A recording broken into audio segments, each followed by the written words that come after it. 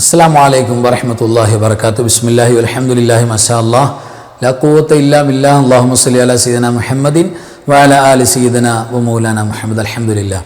അല്ലാഹു ഇരുലോക ആഫിയത്തും ബറക്കത്തും, പ്രത്യേകിച്ച് റജബ് ശഅബാനിൻ്റെ ബറക്കത്ത്, റമദാനിലേക്ക് ആഫിയത്തോടെ സലാമത്ത് നമുക്കും വേണ്ടപ്പെട്ടവർക്കും, പ്രത്യേകിച്ച് അൻവാർ എഫ്എസിൻ്റെ കുടുംബം, കമൻറ്റിൽ സന്തോഷം പറയുന്ന, ഒരുപാട് പേർക്ക് ക്ലാസ് ഷെയർ ചെയ്യുന്ന, ലൈക്ക് ചെയ്ത് കൂടെ നിൽക്കുന്ന, കൽബ് നിറച്ച് ദുആ ചെയ്യുന്ന ഒരുപാട് ഉമ്മമാർ, ഉപ്പമാർ, സഹോദര സഹോദരിമാർ, എല്ലാവർക്കും അല്ലാഹു സന്തോഷം പ്രദാനം ചെയ്യട്ടെ. എല്ലാ പ്രയാസവും അല്ലാഹു നമ്മുടെയും വേണ്ടപ്പെട്ടവരുടെയും മാറ്റി തരട്ടെ. നമ്മുടെ മരിച്ചവർക്ക് അല്ലാഹു ജന്നത്ത് കൊടുക്കട്ടെ. എല്ലാ മുഅ്മിനീകൾക്കും മഗ്ഫിറത്ത് കൊടുക്കട്ടെ. ആമീൻ യാ റബ്ബൽ ആലമീൻ. അൽഹംദുലില്ലാഹ്. പ്രിയപ്പെട്ടവരെ, പരിശുദ്ധമായ ശഅബാൻ മാസം എന്ന് പറയുന്നത് തത്വഹീറുൽ ഖൽബിൻ്റെ മാസമാണ്. ഹൃദയം ശുദ്ധീകരിക്കുക, അതിൻ്റെ ഒരു പണിപ്പാട് ഈ ശഅബാനിൽ നടക്കണം. അത് നടക്കാതെ, ഹൃദയം നമ്മുടെ കൽബ് കൃത്യമായിട്ട് ശുദ്ധീകരിക്കാതെ, വാഷ് ചെയ്യാതെ നമ്മൾ റമദാനിലേക്ക് പോയാൽ, നമ്മൾ നോമ്പ് പിടിച്ചതുകൊണ്ടോ തറാവി നിസ്കരിക്കാൻ കൈ കെട്ടിയതുകൊണ്ടോ ഒന്നും ഈമാനികമായി ചെയ്തിന് കൽബിന് വരില്ല. കൈയും കാലൊക്കെ ഒന്ന് അനങ്ങും, കുറച്ചു നേരം ഫാസ്റ്റിംഗ് നടത്തും, അതിൻ്റെ ചെറിയ ഗുണങ്ങൾ കിട്ടിത്തുടങ്ങുമ്പോഴേക്ക് നമ്മൾ ബ്രേക്ക് ചെയ്യും, അതായത് നോമ്പ് തുറക്കും. നോമ്പ് തുറക്കുമ്പോൾ പിന്നെ നമ്മൾ സുന്നത്തൊന്നും പാലിക്കാത്ത ഒരു ഫുഡ് ശൈലി ആയതുകൊണ്ട് നമുക്ക് പിന്നെ അതിൻ്റെ ഫലം കിട്ടില്ല. റമദാൻ കഴിയുമ്പോൾ ഏകദേശം ഒരു സമയബന്ധിതമല്ലാത്ത, അളവ് സൂക്ഷിക്കാത്ത ഭക്ഷണപാനീയങ്ങളും ആയതുകൊണ്ട് റമദാൻ കഴിയുമ്പോൾ പുതിയ രോഗങ്ങൾ അല്ലെങ്കിൽ ഉള്ള രോഗങ്ങൾ കൂടാന്നുള്ള ഗുണമല്ലാതെ ഒരു ഗുണവും വേറെ ഉണ്ടാകുന്നില്ല. എന്താ കാരണം? അതിൻ്റെ ആദ്യത്തെ ശഅബാനിൻ്റെ പണിയെടുത്തില്ല. തത്വഹീറുൽ ഖൽബാണ്. സാധാരണ ബറാത്ത് രാവിനോടൊക്കെ അനുബന്ധിച്ച് ബറാത്ത് രാവ് വരാറാകുമ്പോഴേക്ക് നമ്മൾ മാക്സിമം നമ്മുടെ വീടും മുറ്റവും പരിസരവും പിന്നെ അകവും പുറമൊക്കെ സെറ്റപ്പാക്കും.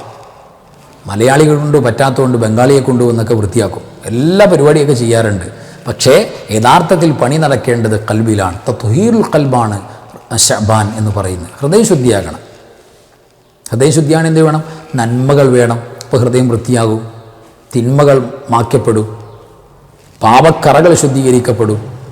നന്മകൾ ഉണ്ടാകുമ്പോൾ അതാണ് വേണ്ടത്. യഥാർത്ഥത്തിൽ അതാണ് നമ്മുടെ കൽബിനെ ശുദ്ധീകരിക്കുന്ന വർക്കൗട്ട് എന്ന് പറയുന്നത്. അത് തീർച്ചയായിട്ടും ഉണ്ടാകണം. ആ ഒരു ലാഭം ഈ പരിശുദ്ധമായ മാസത്തിൽ പ്രിയപ്പെട്ടവരെ നമ്മൾ നേടിയെടുക്കുക തന്നെ വേണം. അതിനെന്താ എളുപ്പമാർഗം? എന്താ എളുപ്പമാർഗം എന്ന് പറയുന്നത്? കഴിവിൻ്റെ പരമാവധി നന്മകൾ ചെയ്യാനുള്ള ചാൻസുകൾ ഉപയോഗപ്പെടുത്തുക. ആ വലിയ സൗഭാഗ്യത്തിൻ്റെ സമയങ്ങൾ നമ്മൾ വിനിയോഗിക്കുക. ശഅബാൻ അതിന് പറ്റിയ സമയമാണല്ലോ. മഹാനായ അബൂദർ റളിയല്ലാഹു തആല അൻഹു നബി സ്വല്ലല്ലാഹു അലൈഹി വസല്ലം തങ്ങളുടെ തിരുസവിധത്തിൽ വന്നുകൊണ്ട് ചോദിക്കുന്നുണ്ട്. എന്താ ചോദിക്കുന്നത്? നബിയെ അല്ലിംനി അമലൻ യാ റസൂലല്ലാഹ് സ്വല്ലല്ലാഹു അലൈഹി വസല്ലം, എനിക്കൊരു അമല് പറഞ്ഞു തരും നബിയെ, എനിക്കൊരു കർമ്മം പറഞ്ഞു തരട്ടെ. എന്താണ് ആ കർമ്മത്തിൻ്റെ പ്രത്യേകത? എന്താ ആ കർമ്മത്തിൻ്റെ ബെനിഫിറ്റ്? എനിക്ക് വേണ്ടത് യുഖരിബുനി മിനൽ ജന്ന വയുബാഇദുനി മിനൻ നാർ, നരകത്തിൽ നിന്നും എന്നെ വിദൂരമാക്കണം, സ്വർഗത്തിലേക്ക് അടുപ്പിക്കണം. അപ്പോൾ സ്വർഗത്തിലേക്ക് എനിക്ക് ഖുർബ് നൽകുന്ന, നരകത്തിൽ നിന്നും ബുഅദ് നൽകുന്ന, വിദൂരത നൽകുന്ന ഒരു പുണ്യകർമ്മം എനിക്കൊന്ന് പഠിപ്പിച്ചു തരും. അല്ലിംനി അമലൻ, ഒരു കർമ്മം പറഞ്ഞു തരും നബിയെ സ്വല്ലല്ലാഹു അലൈഹി വസല്ലം എന്ന് അവിടുത്തെ തിരുസവിധത്തിൽ വന്ന് പറഞ്ഞപ്പോൾ നബി സ്വല്ലല്ലാഹു അലൈഹി വസല്ലം തങ്ങൾ പറഞ്ഞു, ഇദാ അമിൽത സയ്യ, നിനക്ക് എപ്പോഴെങ്കിലും തിന്മകൾ സംഭവിച്ചു പോയാൽ, നന്മകൾ ചെയ്യണം എന്നുള്ളതിൽ പറയേണ്ട കാര്യമില്ലല്ലോ, അതിൽ ആക്റ്റീവാകണം. കഴിയുന്നിടത്തോളം നന്മ നമ്മൾ ചെയ്തുകൊണ്ടിരിക്കണം, ഹസനത്തുകൾ ചെയ്യണം, നന്മകൾ ചെയ്യണം. പിന്നെയോ അതിനിടയിൽ തെറ്റുകൾ സംഭവിച്ചു പോകും. വാക്കിലുണ്ടാകും, നോക്കിലുണ്ടാകും, പ്രവർത്തനത്തിൽ തിന്മകൾ, സയ്യിഅത്തുകൾ, അപരാധകൾ സംഭവിച്ചു പോയാൽ ഉടൻ തന്നെ എന്ത് ചെയ്യണം? ഉടൻ നന്മ ചെയ്യണം. എപ്പോഴെങ്കിലും തെറ്റ് സംഭവിച്ചാൽ തീർച്ചയായും ഉടൻ തന്നെ ഒരു നന്മ ചെയ്തതിനെ പരിഹരിച്ചു കളയണം. ഇസ്തിഗ്ഫാർ വേണം, അതോടൊപ്പം നന്മ നിങ്ങൾ ചെയ്യണം. എങ്ങനെ? ഫഅമലി ഹസന, നിങ്ങൾ നന്മ ഉടൻ പ്രവർത്തിക്കണം. തിന്മ സംഭവിച്ചതിൻ്റെ പകരം നന്മ ചെയ്തിട്ട് ആ തിന്മ ഇല്ലാതാക്കി കളയണം. ഫഇന്നഹ അശ്റത്തു അംസാലിഹ, ഒരു നന്മയ്ക്ക് 10 ഇരട്ടി കൂലിയാണ്. അപ്പോൾ തിന്മ വാങ്ങും പോകും, ഇത്രയും ഇരട്ടി കൂലി നമ്മുടെ അക്കൗണ്ടിൽ സേവ് ചെയ്യപ്പെടുകയും ചെയ്യും, ഡിപ്പോസിറ്റായി. അങ്ങനെ നിങ്ങൾ പ്രത്യേകം ശ്രദ്ധിക്കണം. അപ്പോൾ ഫഖാല അബൂദർ റളിയല്ലാഹു അൻഹു, അബൂദർ റളിയല്ലാഹു തആല അപ്പോൾ ചോദിക്കുന്നുണ്ട്, ലാ ഇലാഹ ഇല്ലല്ലാഹ്,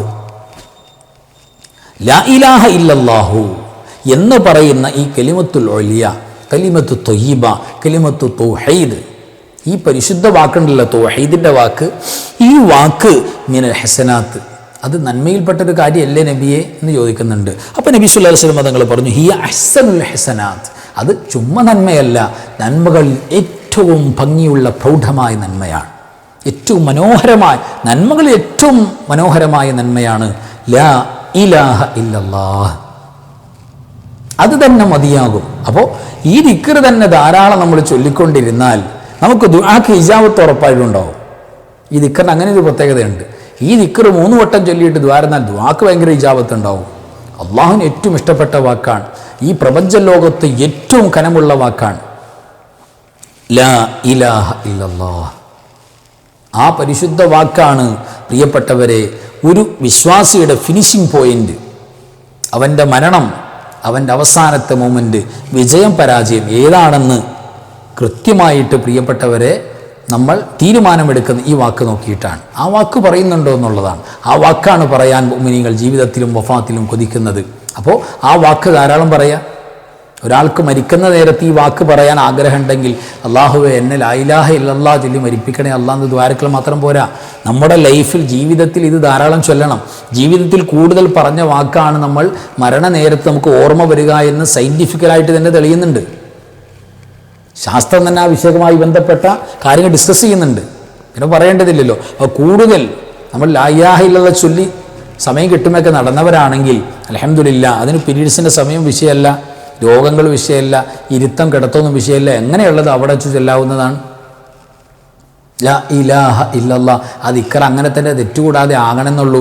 ഭൂരിഭാഗം ആളുകളും ഈ ദിക്ർ ചൊല്ലുന്നതിൽ പോലും അതിൻ്റെ പ്രത്യേകിച്ച് ജലാലിയത്തിൻ്റെ ഇസ്മുകൾ പറയുന്നതിൽ പോലും ഭൂരിഭാഗത്തിൻ്റെയും പിശകാണ്.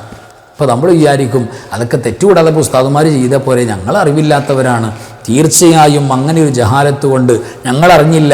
ഒരു ജീവിതകാലം മുഴുവൻ തന്നിട്ടേ ഈ പരിശുദ്ധമായ കുഞ്ഞു വാക്ക്, കനമുള്ള വാക്ക്, അത് ഇസ്ലാമിലേക്കൊരു മനുഷ്യന് അല്ലാഹു സുബ്ഹാനഹു വ തആല എൻട്രി കൊടുക്കുന്ന വാക്കാണ്. ഇസ്ലാമിലേക്ക് പ്രവേശനം കൊടുക്കുന്ന, അഡ്മിഷൻ കൊടുക്കുന്ന വാക്ക് പോലുമാണ്. ആ വാക്ക് പോലും പ്രിയപ്പെട്ടവരെ തെറ്റുകൂടാതെ പറയാനോ മനസ്സിലാക്കാനോ നമുക്ക് പറ്റില്ല എന്നുള്ളത് അള്ളാഹുവിൻ്റെ മുന്നിൽ പറയാമെന്നാണ് വിചാരിച്ചത്. ഒരിക്കലും ഉണ്ടാകാൻ പാടില്ല. അത് തെറ്റിയാൽ എല്ലാം തെറ്റിയില്ലേ, എല്ലാം തെറ്റിയില്ലേ? നിസ്കരിക്കാൻ പറ്റുമോ? ഒന്നും നടക്കില്ല. അപ്പോൾ തീർച്ചയായിട്ടും പ്രിയപ്പെട്ടവരെ അത് തെറ്റുകൂടാതെ ഇങ്ങോട്ട് പറഞ്ഞാൽ അൽഹംദുലില്ലാഹ് അത് അഹ്സനുൽ ഹസനാത്ത്, നന്മയിൽ ഏറ്റവും നല്ല നന്മയാണ്. ആ ഒരു വാക്കിന് 7 ആകാശത്തിൻ്റെ 7 ഭൂമിയുടെ കനമാണ്, അതിനേക്കാൾ ഭാരമാണ്.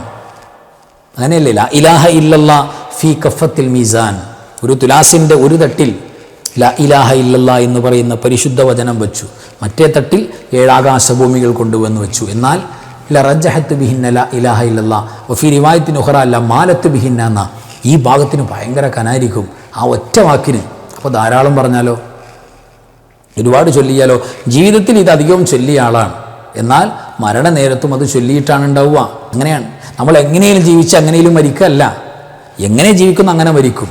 അതാണ് നബി സല്ലല്ലാഹു അലൈഹി വസല്ലം നിങ്ങൾ പറയുന്നുണ്ടല്ലോ അല്ലേ, ഏതൊരു മനുഷ്യനും കുല്ലു ഇൻസാനിൻ യമൂത്തു കുല്ലു ഇൻസാനിൻ അലാ മാ ആശ അലൈഹി, ജീവിതം എങ്ങനെയായിരുന്നു അങ്ങനെയാണ് മരണം ഉണ്ടാവുക.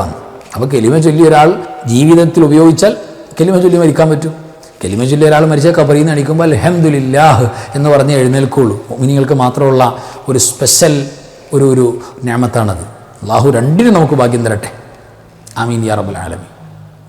അപ്പോൾ ഈ പരിശുദ്ധ വാക്ക് മിനൽ ഹസനാത്തി, നന്മയല്ലേ നബിയെ കൂടുതൽ ചൊല്ലാൻ വേണ്ടി ചോദിക്കുന്നത്. അപ്പോൾ അവിടെ നിന്ന് പറയുന്ന ഹിയ അഹ്സനുൽ ഹസനാത്ത്, അത് ഏറ്റവും വലിയ നന്മയല്ലേ, ഏറ്റവും നല്ല പുണ്യമാക്കപ്പെട്ട നന്മയല്ലേ എന്ന് പറഞ്ഞു കൊടുക്കുന്നുണ്ട്. അപ്പോൾ ജീവിതത്തിൽ പ്രിയപ്പെട്ടവരെ നന്മകൾ, ഒരു തെറ്റ് സംഭവിച്ചു പോയാൽ അവിടെയെല്ലാം ബൈ ചാൻസ് സംഭവിച്ചു പോയാൽ നമ്മൾ എന്ത് ചെയ്യുക? നന്മ കൊണ്ട് ലാ ഇലാഹ ഇല്ലല്ലാഹ് തെറ്റുകൂടാതെ പറഞ്ഞു കൊടുത്താൽ മതി. ആ ദിക്ർ ചൊല്ലിയിട്ട് ദുആ ചെയ്താൽ മതി. അതൊക്കെ വലിയ ഫദ്ലാണ്. തെറ്റുകൂടാൻ പാടില്ല. ലാ ഇലാഹ ഇല്ലല്ലാഹ് അക്ഷരങ്ങളെല്ലാം വേണം. ലാ ഇലാഹ, ലാ ശരിയാകും അധിക പേരുടെയും, ലാ കുഴപ്പമില്ല. പിന്നെ ഇലാഹ, അവിടത്തെ ഹംസ മൊഴിയുന്നതിന് കിസറിട്ടിട്ട് ഈ എന്ന് പറയുന്നതിൽ ഭൂരിഭാഗത്തിനും പെശക് പറ്റും. കൂട്ടിച്ചൊല്ലുമ്പോൾ ലാ ഇലാഹ, ആ ഈ മാറ്റിയിട്ട് ഈ, നമ്മൾ സാധാരണ ഈ മലയാളത്തിലൊക്കെ യാന്ന് എഴുതൂലേ, യാ ഈ, അങ്ങനെയുള്ള ഒരു ഉച്ചാരണം അവിടെ വരുന്നത്. ലാ ഈ, ലായി, ലായിലാഹ, ലാ ഇലാഹ ഇല്ലല്ലാഹ്, ലാ ഇലാഹ ഇല്ലല്ലാഹ്, ലാ ഇലാഹ, ലാ ഇലാഹ, ഈ അല്ല, ലാ ഇലാഹ, ലാ ഇ ആ ഇ, ലാ ഇലാഹ ഇല്ലല്ലാഹ് അല്ലെങ്കിൽ ഇല്ലല്ലാഹു. ആ ഹാ വരണം. ജലാലത്തിൻ്റെ ഇസ്മിലെ പ്രധാനപ്പെട്ട ഒരു ഭാഗമാണ് ഹാ, അത് വരണം. ലാ ഇലാഹ ഇല്ലല്ലാഹ് അല്ലെങ്കിൽ ലാ ഇലാഹ ഇല്ലല്ലാഹ് സുക്കൂൻ ചെയ്ത് ഇല്ലല്ലാഹ്, ഇല്ലല്ലാഹ്, ഇല്ലല്ലാഹ്, ഹാ വരണം. ലാ ഇലാഹ ഇല്ലല്ലാഹ്, ലാ ഇലാഹ ഇല്ലല്ലാഹ് ബാത്തിലാണ്, കലിമ ശരിയാകില്ല, ആ വചനം പൂർണ്ണമാകില്ല. അതുകൊണ്ട് അതൊക്കെ കൃത്യമായിട്ട് ശ്രദ്ധിച്ച് നമ്മൾ കൈകാര്യം ചെയ്താൽ അൽഹംദുലില്ലാഹ് വലിയ നന്മയാണ്. തെറ്റുകൾ പൊറുക്കപ്പെടും, കൽബ് നന്നാകും, മനസ്സ് സുന്ദരമാകും, ദുആക്ക് ഇജാബത്തുണ്ടാകും, എല്ലാ ഖൈറും ബറക്കത്തും ഉണ്ടാകും. അതുകൊണ്ടല്ലേ ശഅബാനിൻ്റെ പ്രത്യേക ദിക്റുകൾ ഉലമാ പറഞ്ഞ കൂട്ടത്തിൽ 1000 കൊല്ലത്തെ ഇബാദത്തിൻ്റെ കൂലിയെടുത്തൊരു ശഅബാനിൽ 1000 വട്ടം ചൊല്ലിയാൽ മതി എന്ന്. ഏതാ? ലാ ഇലാഹ ഇല്ലല്ലാഹ് വലാ നഅ്ബുദു ഇല്ലാ ഇയ്യാഹ് മുഖ്ലിസീന ലഹുദ്ദീൻ വലൗ കരിഹൽ മുശ്രികൂൻ. അത് മുഴുവനും ലാ ഇലാഹ ഇല്ലല്ലാഹ് എന്ന് പറയുന്ന ദിക്റ, മുഴുവനും അതാണ്. ആദ്യത്തെ പോയിന്റ് അത്, ആദ്യത്തെ വചനം അങ്ങനെ ലാ ഇലാഹ ഇല്ലല്ലാഹ്. പിന്നെയോ ലാ നഅ്ബുദു ഇല്ലാ ഇയ്യാഹ്, അതും ലാ ഇലാഹ ഇല്ലല്ലാഹ് എന്ന് പറയുന്നതിന് മറ്റൊരു ഭാഗമാണ്. മുഖ്ലിസീന ലഹുദ്ദീൻ, അത് കൃത്യമായിട്ട് പറയുന്ന, യഥാർത്ഥത്തിൽ പറയേണ്ട ഒരു ശൈലിയാ പറയുന്നത്. അത് വലൗ കരിഹൽ മുശ്രികൂൻ, മുശ്രിക്കീങ്ങളായ ശിർക്ക് ചെയ്യുന്ന ആൾക്കാർക്ക് ഇഷ്ടപ്പെടില്ല അത്. കാരണം അവർക്ക് എല്ലാറ്റിൻ്റെ പിന്നാലെ പോകണം, ഇതങ്ങനെ പറ്റില്ല. ഇത് ഒന്നിൻ്റെ പിന്നാലെ മാത്രമേ പോകാൻ പറ്റുള്ളൂ. അത് തൗഹീദാണ്, അതാണ് തൗഹീദ്, അതാണ് വഹദാനിയത്ത്. അപ്പോൾ ആ തൗഹീദിനെ, ആ വഹദാനിയത്തെ നമ്മൾ പരിചയപ്പെടുത്തി തന്ന ആരാ? പുണ്യ റസൂലാണ്. അതുകൊണ്ട് പുണ്യ റസൂലിൻ്റെ പിന്നാലെ പോയിട്ട് നമ്മൾ ലാ ഇലാഹ ഇല്ലല്ലാഹ് എന്ന് പറയും. ആ പുണ്യ റസൂലിൽ നിന്നും ആ വചനം നമുക്ക് പരിചയപ്പെടുത്തിയ, തൗഹീദിൻ്റെ വചനം പരിചയപ്പെടുത്തിയത് ആരാ? മഹാന്മാരായ സ്വഹാബത്താണ്. അതുകൊണ്ട് സ്വഹാബത്തിൻ്റെ പിന്നാലെ നമ്മൾ നടക്കും. എന്നിട്ട് അവരുടെ കൂടെ നമ്മൾ ലാ ഇലാഹ ഇല്ലല്ലാഹ് എന്ന് പ്രഖ്യാപിക്കും. ഇത് നമുക്ക് ഈ സംഗതി കയ്യിലേക്ക് കിട്ടിയവരെ മൊത്തം തട്ടി, അവരെ മൊത്തം തള്ളിയിട്ട് ഇനി ഞാൻ എൻ്റെ ഇഷ്ടം, അങ്ങനെയല്ല. നമ്മൾ ആ വഴിയിൽ സിറാത്തല്ലദീന അൻഅംത അലൈഹിം, ഞങ്ങൾ ആ വഴിയിലേ ഞങ്ങൾക്ക് ആ വഴിയാണ് വേണ്ടത്. ഡയറക്റ്റ് ചാടാനൊന്നും ഞങ്ങൾക്ക് പറ്റില്ല. അങ്ങനെ ഒരു ശൈലി ഇല്ലല്ലോ. പോകുന്ന ശൈലി ഇഹ്ദിന സിറാത്തൽ മുസ്തഖീം സിറാത്തല്ലദീന അൻഅംത അലൈഹിം, ഈ നിയമത്തെ ചെയ്ത ആളുകളുടെ വഴിയിൽ. അൻഅമല്ലാഹു അലൈഹിം മിനൻ നബിയ്യിന വസ്സുദ്ദീഖീന വസ്സുഹദാഇ വസ്വാലിഹീൻ, ബദരീങ്ങളുടെ, അംബിയാക്കളുടെ, ഔലിയാക്കളുടെ, സ്വാലിഹീങ്ങളുടെ ആ വഴിയിലേക്ക് ഞങ്ങളൊന്ന് ആക്കിയാൽ മതി. ഞങ്ങൾ അങ്ങനെ പൊക്കോളാം, ഞങ്ങൾക്ക് അങ്ങനെയാണ് ഇഷ്ടം, ഞങ്ങൾക്ക് അങ്ങനെ വേണ്ടത്, നിങ്ങൾ അങ്ങനെ ആകേണ്ടത്. അള്ളാഹുവിൻ്റെ ശൈലിയാണ് ഫാത്തിഹ. അപ്പോൾ ലാ ഇലാഹ ഇല്ലല്ലാഹ്, അത് യഥാർത്ഥ തൗഹീദുള്ള ആളുകൾക്ക് ഈ നിഅമത്തിൽ ചെയ്ത ആളുകളുടെ വഴിയിലേക്ക് കയറാൻ പറ്റും. കാരണം അവർ മുഴുവനും യഥാർത്ഥ തൗഹീദിൻ്റെ ആളുകളാണ്. അപ്പോൾ അങ്ങനെയാണ്. അപ്പോൾ കഴിവിൻ്റെ പരമാവധി ഈ ദിക്ർ നമ്മൾ ധാരാളം കൊണ്ടുവരുന്നിടത്തോളം നമ്മൾ അത്രയും തിന്മകൾ മാറ്റപ്പെടും. ഒരു നന്മയ്ക്ക് ഒരു വട്ടം ചൊല്ലിയാൽ അത് 10 വട്ടം ചൊല്ലിയതുപോലെ അള്ളാഹു രേഖപ്പെടുത്തപ്പെടും.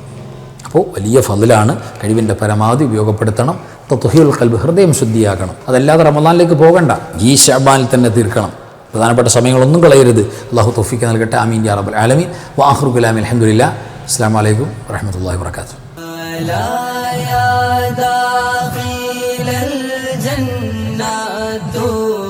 تبشرنا